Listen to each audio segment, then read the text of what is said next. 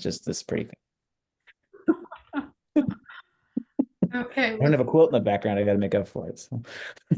yeah. You need a quilt on days you host the lunch and learn. We need a Yeah, if only I had longer advance quilt. warning, I would have. I could have. I could have made something work. We've got our little group in the audience. It's great to see everyone's names popping up. Deborah Bunka, she was the very first to join. I saw her join immediately. On it. There's Denise O'Brien, Diane Rosenberg, Jean Perry, Liz Garst, Mike Carberry. It's just a few folks um, to No, name. those people are familiar to me. No, I'm just kidding. Okay, everybody. Ryan, how about you offer the trivia question while I Sure. get our live stream going? So we'll just a quick trivia question, and in what year did Iowa reach its peak apple production at 9.5 million bushels? Bum, bum, bum. We were a leading apple producing state at one point, proof that we can raise more than just two crops.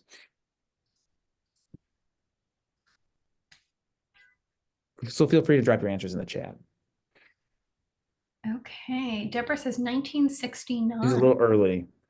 You're gonna get, yeah, you gotta get a little more before Earl Butts and the. Get bigger, get out. Okay, give us some more guesses, everybody. So this discussion is being live Oh, streamed how right close. now, so you can find the recording now and immediately when we're finished. Okay, Mike Carberry says 1909. Diane Rosenberg says 1925. Mike is very close. Okay, Mike is close. Oh, Tony nailed it. So I mean, when you said close for Mike, I guessed. I didn't actually cheat. Yes, 1911, we reached our peak apple production. Amazing. Awesome. Okay, Ryan, I am all set with our recording and our live stream. Do you want to get Okay. started with our announcements today? Awesome. So I just want to take the opportunity to welcome everyone here for Iowa Farmers Union's Lunch and Learn. We are meeting today with Tony Thompson with Prudent Produce up by Elkhart, and he both runs his family farm up there and runs a food hub as part of the operation. As in looking ahead, on May 29th, we have Lunch and Learn with Toby Kane, and Toby Kane was the former chief of staff for the Risk Management Agency, and she'll be discussing cuts at the USDA and what that means for USDA employees. So we all know that this is a trying time in USDA, so I think it's will be an interesting conversation to see how rough things are over there. But that's for another day. Today, it's Tony Thompson and his farm and his food hub. And take it away, Tony. All right. Well, I'm going to share some slides. Just they're more background. Let's see if I can do this right. Let's do that and do that. Are you seeing? Yeah, there's. I am seeing it. Well, and I'm going to leave it that way. I had troubles earlier trying to share a screen. So, Okay. Prudent Produce is a retail-oriented food hub. It's here on our family's farm. Retail-oriented means that we deliver to 250 households. We're dipping our toe into working with some rural grocers here. That's kind of we did our first delivery just actually today to Manson. So Awesome. trying to figure that it's a very tough nut to crack, these rural groceries and these food deserts, but we're trying to do our part. Here I said, I'm hoping to make this very interactive. So as I'm talking, if you'll drop questions into the Q&A, Ryan will prompt me and we'll have an interesting and focused discussion. Yeah, we can have a nice little back and forth, but feel free as you go. If you want to drop stuff in there, I will try to kind of herd them toward Tony and work them in as we go. So Otherwise, I'm going to pop through some pictures real quick. And then again, Prudent Produce as a food hub. I mean, that's what we're trying to do is to grow the market for local foods, right? And so I started as a CSA operator. I'm going to click through pictures as I go. Again, they're not really like focused here, but this is one that I just really like. It's my grandpa's equipment log from 1949 and again from 1961. And so I found that and I'm like, I got to share that with the farmers union people because they'll appreciate it. Seeing a John Deere G in 1949 and then he upgraded to a John Deere 730 in 1961. So See, it's more fun to talk about farm pictures than to talk about food hubs. Here's a little experimental air planter. So the blower motor went out on the old Alice Chalmers air planter. So I've got a gas powered leaf blower there providing the air supply. I was planting sunflowers a few years ago. You'll see Nice. lots of chicken pictures when you're talking to me. So that's there. Kids out in a triticale field. So there's my daughter Layla. And then if you look really close, the my older daughter is standing there in the background, blending in with the grains. Best sweet corn crop I ever had was a couple years ago, and some plow down alfalfa. So that was kind of fun. And then, like I said, we'll get into prudent produce stuff. So here is a picture of prudent produce. Counts out the kinds of things that we provide. We've got our packed bins, so you can see there's a variety of things here. So the point that I would make with this, you see bananas. Of course, we don't raise bananas in Iowa, but one of the things I always talk about is meeting consumers where they are, right? So to grow the market for local food, we bring in things like avocados and mangoes and citrus and bananas so that people don't have to make the special trip to the grocery store. So when we add those in, then we can build in the local green beans and the local potatoes and the delicata squash or the carnival squash or the local honey and help again meet people where they're at. And on the food hub side, then of course we've got our delivery vehicles. So we deliver in air conditioned vans typically. When we're getting into the rural grocery, we did use Regional Food System Infrastructure Grant to purchase a refrigerated delivery vehicle. So that's going to help us get into um, the rural grocery market, we hope. Of course, sticking in the context of this call, we bought that refrigerated delivery vehicle because we thought we were going to have local food for school funding and we needed refrigeration capacity to deliver that. So it was a cost share investment. We made that investment. We purchased that vehicle here earlier this year and had a lot of concern about whether or not we're going to get reimbursed for the purchase of that vehicle. So that was very anxiety inducing in about March this year. We did get reimbursed, but then of course we've got the vehicle and we don't have the school funding to utilize it. So we're exploring these other markets with rural groceries and such. Just examples of all the products. So you can see there's a honey innovator down the street from us. So they've got hives, hundreds and hundreds of hives, and then they do things like creamed flavored honey. And so the Holton Homestead is one of our favorite producers. Melon Creamery, you can see some Radiance Dairy Milk in here, Dutch Country egg noodles, early morning harvest flour, maple syrup from Great River, hot sauces from, I think those are from, is it Lola's? I forget whose hot sauces we have. Roasted coffee from Coffalo, Country View Dairy Yogurts. So a whole lot more than just produce. We're a bit of a misnomer in terms of prudent produce, but we're really trying to hit the grocery sales more broadly. We deliver in the vans. We pack individual orders into these bins, and that's how we drop the bin on people's doorsteps. We get 25 or 30 of those bins into our delivery vehicles and then run 2 or 3 routes Monday through Thursday afternoons. Play a lot on the healthy aspect. So again, we bring in some of those things from far away, but also emphasize the local and supporting local farms. We buy from over 100 local farms over the course of a calendar year. And the emphasis on the healthy aspect, and then Marie and Innocent, some Lutheran Services of Iowa, the Global Greens programs. They've graduated. You can see there they've got quite a load for us one day. That was from a year ago, I believe. So those are my pictures. If I have a little fun with you, I might I'll leave the chicken cam on here in the background, Ryan.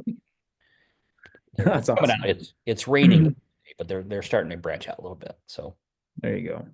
So just a little background for all of us. How long has your family been farming there? And then like you want to talk about the birth of Prudent Produce and the sure. timeline. Yeah, I'm fourth generation on the farm, so I think my great grandfather John bought it around 1910. sure. They built the brick farmhouse in 1912, so that's out here. I was born in the late 70s. I was born in 77. And so my early memories, my parents, mom and dad farmed here in the early 80s. So my early memories are being 84, 85, 86 farm crisis. And being in the tractor, the combine, we had a John Deere must have been like a 4000 series combine and a Massey Ferguson 1135 or something like that. So my early memories are being in that. But then we quit farming. I think 85 or 86 was the last year that we farmed. And didn't think I'd ever do anything in that space. I went away. I lived over in Sweden for 7 years, came back in 2013 and was trying to figure out how to do something interesting and make a living from the land that my grandparents had made their living from. So started with a CSA, got involved with the Iowa Food Co-op at that time, grew 2 or 3 acres of produce there for a couple of years. That was great when I was young and single and in shape, and then got married, had kids, and then the CSA life didn't provide enough income and was a hell of a lot of work. So about that time, just saw that a lot of other folks like myself were trying to grow produce and make a living out of it, saw the need for additional markets, and that's kind of we got sold into this business called Prudent Produce that existed as an organics only delivery business based in Ankeny. And so the owner of that business was trying to get out, and we saw a chance to inject and grow the market for local food.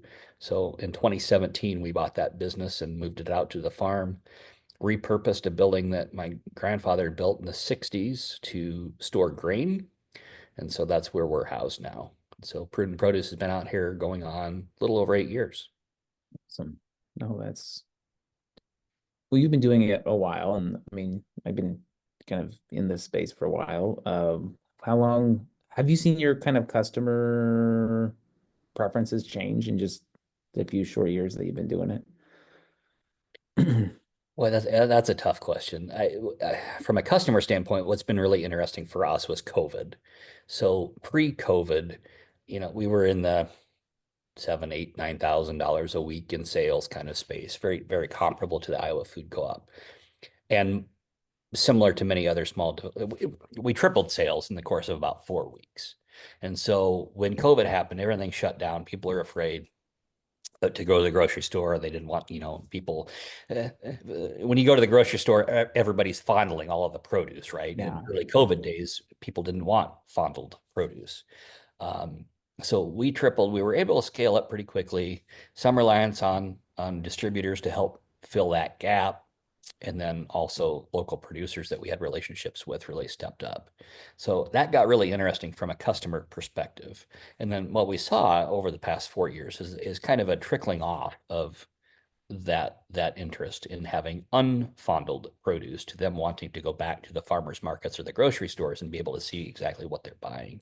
So that's one of the challenges that we have, is that people want to see what they're getting. We do what we can through our web store to make that possible, but we don't have a retail location or anything like that. Gotcha. Yeah, we've been doing it for 18 years, and I always some people ask me that question sometimes. And it's like, well, it's more of the is Amazonification of things. Like the expectation of delivery is like used to be you could get people to come to a centralized point, and now it's like the home delivery is the expectation, or yeah, or increasingly the expectation. So yeah. That's an interesting point, because the Amazon, at least in this area where I am, I mean, we're 8 miles from the facilities in Bondurant, the warehouses there. Like, people expect Amazon same day, or at worst case next day, right? Like, food wise, it could, and I say that because we run a very regimented weekly schedule. We go to different zip codes, different neighborhoods, different days of the week, and we have that weekly routine. That's part of the, like, how we can make delivery work, is having that level of efficiency. So we recently partnered with Capital City Fruit. So all of the produce that goes through Prudent is organic. And we've done that. And one of the, back to the customer preferences questions, one of the challenges we have is hitting price points that, especially as we look at the food deserts and trying to serve them, is, this challenge of hitting price points. And so we're offering pre-packed conventional fruit or veggie boxes. Now, I'm challenging myself a little bit because currently there's not a lot of local product in those boxes. But again, part of our mission is meeting people where they're at from a cost standpoint while we grow the market for local food. And I think partnering with Capital City might enable us to do that.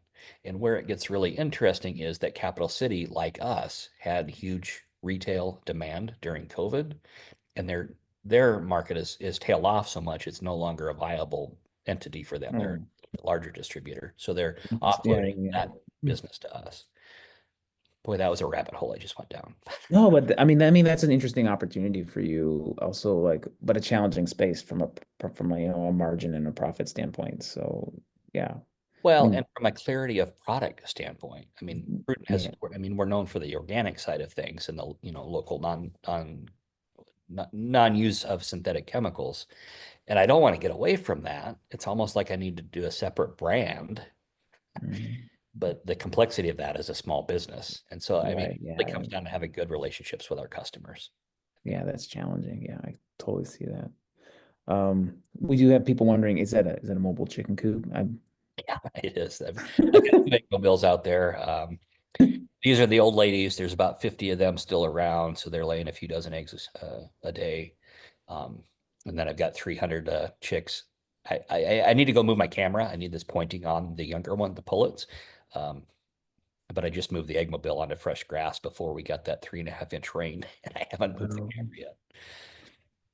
How often do you move your Eggsmobile? Not often enough. I understand that. Yeah, I'm trying to get into summer routine. I've finally got enough forage for them to utilize being moved. So I'll probably my goal will be 2 to 3 times a week.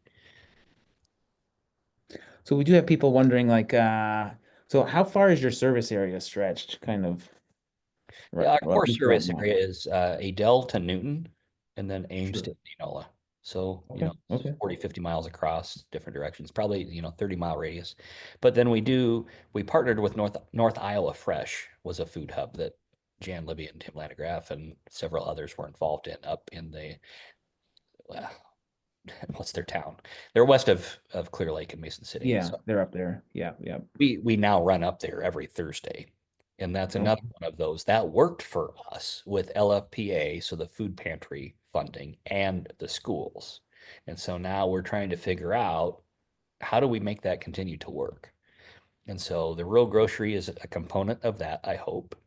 Backhauling from some of the meat lockers that are up there. So we've got partners now that West 40 Market, I'll give Teresa a shout out. They run the retail market in Ankeny, and so their locker is up by Elma, where near her family farm. And so partnering with other producers to figure out how to backhaul that. Like local food logistics, like the logistics is the toughest part of this. And so I have a mind for it, and it's that logic oriented mind. It doesn't make it easy yet, but that's the key to making this all work. And we've got the Food Hub Network. We got to give a shout out to the Food Hub Managers Working Group. So we are a retail oriented food hub here in central Iowa, but then we work very closely with Farm Table out west, Farm Table Delivery. They what town are they in now? They've been in Harlan forever, and They they're were in just Harlan forever, but now I don't know where exactly they're they located. moved southwest of Harlan, 20 Yeah. minutes. Forget the town name. And then Camp Creek Organics or Organic Grains is James Nisley. Yeah, Minden. Thanks to Then there you go. Iowa Food Hubs up in Decorah, Field of Families in Iowa City. So we're meeting weekly or every other week, working on logistics of how we cooperate across the state. Yeah, I mean, that was one of the biggest things when I was at the food cooperative for a time, and just the logistics of getting product to move it from one end of the state to the other and getting it to the hubs where it could actually be sold to customers is like it's just a painfully complex thing that people, I think, really struggle to conceptualize. Just the cost and the time and the effort it takes to actually get that product around the state. You're Yeah, basically building an entirely separate system from, any conventional model to move all this stuff around. So, yeah, and that's the same. I mean, the conventional model works on volume. right. How do we Yes. compete Yeah. with it? And how to work the other way. Do you want to talk a little bit about like what you were doing with LFS and LFPA in terms of like how much product volume you were moving, and then the like you and me, Bo, and a lot of us kind of in March all got the rug pulled out from underneath us with little to no explanation or warning. So how have you, what was it looking like, and what are you kind of seeing, kind of the ramifications of that? Boy, there's a lot of questions, a lot of rabbit holes to go I down. know. Yeah. I mean, LFS and LFPA, uh, one of the things for Prudent Produce, we're privately owned, like a family-owned business, right? We're not a nonprofit like many of the food hubs are. And I draw that distinction because one of the things I wanted to make sure is that we never became too reliant on government funding. So in the nonprofit world, you see that a lot. It's either it's government funding or it's grant Yes. funding, and Yes. it Yep. feels very risky to me. And so where to go with that? Like in my mind, LFS and LFPA were a way to enable us to help our growers get to another level. One of the things I talk a lot about is how we have beginning farmers and we bring people in for 2 or 3 or 4 years, especially in the produce space, and then they burn out. They get overworked, they don't have access to health insurance, all the challenges that beginning farmers have, so they just leave. And so what I was hoping is that LFS and LFPA, I mean, sure, it benefits our food hub because we're handling and we're delivering and we're making those connections. But really, what I wanted it to do was to help younger farmers become adolescent and older farmers in their farming journey experience. So LFS is Local Food for Schools, and LFPA, Local Food Purchasing Assistance Program. So they're programs that were funded for 3 years through, I'll say it wrong. Was it the Inflation Reduction Act or was it the other one? I don't remember which one it came They were from, but funded through the USDA. yeah, there it is. Yeah, ARPA, thanks, Giselle. ARPA. American Recovery Plan Act. Let's see. And so we ramped up capacity. We had producers that ramped up capacity, right? And so we're kind of still struggling now. Like the growers, we just found out 2 months ago that what the Biden administration had been planning was to continue them for another 3 years. And so that funding isn't going to be available, but the producers have still ramped up. And so that's again where hopefully the real grocery piece might step up with that. We as a retail oriented, I'm hoping to find more retail like residential customers that will step in and fill some of that gap. There's always the question about restaurants and grocery stores and co-ops, those kinds of things. Like Prudent hasn't done much with the restaurant side of things. I think that works better when it's very special products that producers can go in and build a one-to-one relationship with the chefs. Yeah, I've had mixed luck with restaurants. It's mostly just restaurants tend to pay delay payment and treat you like a line of credit. So Sure. that's part of the negotiation is to avoid that. Anyway, that's tangent. Well, Sorry. no, but that's good point because that's when it's you and the restaurant directly, like you're building a Yeah. relationship directly in challenge. And so for me, like I can't compete with the commodity products that they get, the conventional stuff. So can the specialty piece flow through a food hub? I think that's an interesting question, but I don't have a good answer for it. That's fair. That's fair. We got a couple of very specific questions we'll try to come through here. So are you still working with schools, and do you kind of have like an availability list of product you're circulating with them, or how does that look like now in this post LFS space? Yeah, I want to, I aspire to. And so we're trying to figure out that wholesale piece. Again, that's something that Prudent hasn't been focused on in the past. The way that we did it with schools was to plan out in a Google sheet over the entire school year. So now with a smaller number of schools potentially buying from us, I've added a wholesale section to our website. And so it's this interesting tangent between, or the space between wanting to maintain the process that works well for us and trying to find a way to adapt to uh, sales channels that our software, our system wasn't designed for. Sure. So the real grocery piece is on that same. I'm struggling with that because I call that, it's kind of a small wholesale, much lesser volumes in the schools. And that's been our focus, is the smaller the retail piece. And so the schools typically want higher volumes, and it tends to be a smaller number of products that I have access to that volume for. So I think probably yeah, I'm going to think about that. You can check out our shop. You can go to prudentproduce.net, click on shop, and see our wholesale, like all of our products, all of our shop, including a special wholesale section. So yes, technically it's there, but there's not a lot of wholesale like school quantity options there right now. And I'm assuming school bid solicitation probably just doesn't probably give you enough margin to really play in most of the time. But There was a few things we were competitive with. Apples especially comes to mind. Um, Cabbage was one. You know, the processing piece for schools has really been like that's a whole nother another webinar at some point, but trying to figure that out in the food hub context has been interesting. I don't want to do processing ourselves, but they're, Camp Creek James is trying that out. So, and to get product into schools, that may well be what we need to do to shred cabbage or to cube the sweet potatoes or the squash to make it easier because the schools don't have the staff. right, Oh, well, right. Well, we have a real get it lack of all. that kind of processing in this state in general. I mean, just Hey, we fair agree. enough. We're getting into politics. We'll skirt around the edges though. Um, we do, are you doing any other products outside of general produce? Like we did have a quick quest if you did any flowers or any product like that. Yeah, I better just pull it up real quick. Well, I've got a, I think I can go prudentproduce.net. Oh, well, we went to wholesale there. Look at that. Back up one. So we've got, I mean, it's really full diet, right? Like eggs, you've seen all my chickens. Meat, Yep, we've got a variety of meats from lamb, broth, beef, poultry, sure. the whole full diet. Dairy items, I mean, there's my shop categories are butter, ice cream, cheese, and yogurt. Um, Beans, grains, and lentils. We're not doing as much as with those now. That's tough for us from a volume standpoint.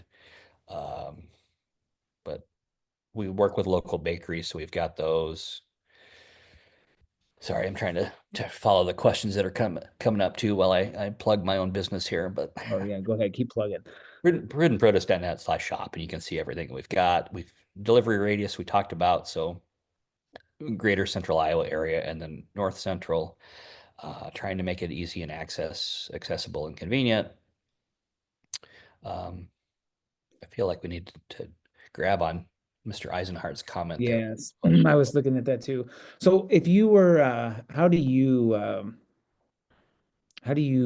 have that conversation with local elected officials, get in front of them, raise awareness in this space about the needs, the necessary policy, the infrastructure support, any of that stuff? How have you had any success with that, and how would you like to see that change?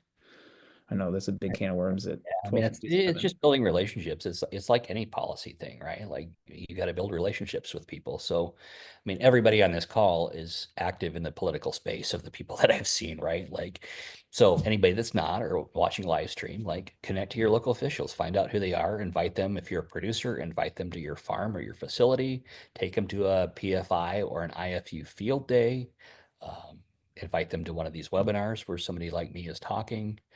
Uh, yeah, what else? Ryan, I mean, Well, you've we like to catch them if they're in town. We like to just say hi to them, just have a cordial conversation, maybe drop a few things here and there, but mostly just to try to build a personal relationship with them so that they feel comfortable with who you are and what you represent and where you are in the community. Those are kind of the main things we've seen a lot of success with is just once you have that relationship, you can, have that back and forth exchange and get a lot more traction. With that, we're kind of running toward the end of our time, Tony. Do you want to make a final pitch about, why people should subscribe to Prudent Produce and the services you provide? I think the pitch is just help us grow the market for local food. I mean, we're working pretty hard here. I've got a day job beside this, for the insurance, the challenges of a small business, right? So I really feel like we're working hard to help local producers and appreciate folks either subscribing to us. You can sign up for weekly or biweekly deliveries. We make it easy. So skip any time you want to skip. You don't need a delivery. Choose a pre-filled bin or an a la carte bin so you can add exactly what you want. Um, and then give feedback, spread the word. Um, yeah, I'll leave it at that. Thank you, Tony, for coming today, and thank you for sharing with us Prudent Produce and your family farming operation.